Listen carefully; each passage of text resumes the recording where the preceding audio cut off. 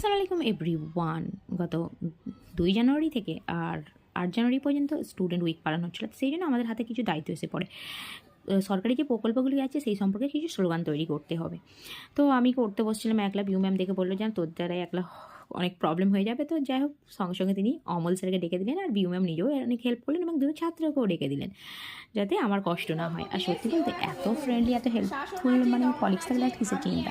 আমিও স্যারকে বলছিলাম, স্যারের হাতে লেখা খুবই সুন্দর, তো স্যারকে আমি পড়ে পড়ে বলছিলাম আর স্যার লিখছিলেন খুব দ্রুত। আর এই যে আমার 2টো স্টুডেন্ট তাতে কালার করছিল, বেশ মানে মজায় মজায় কাজগুলো হয়ে গেল। তারপরে এই যে এদেরকে নিয়ে তৈরি হচ্ছিল ভিডিও, মানে যেটা ওরা স্লোগান করবে আর মানে চেঁচিয়ে চেঁচিয়ে বলবে কন্যাশ্রী প্রকল্প সম্পূর্ণ স্লোগানগুলি। তারপরে এই যে বাচ্চাগুলো, এরা এদের মানে সবুজ সাথী প্রকল্প, মানে যে প্রকল্পগুলো এরা পায় সেই প্রকল্প সম্পর্কে স্লোগান বলছিল আর বেশ জোরে জোরে চেঁচিয়ে বলছিল।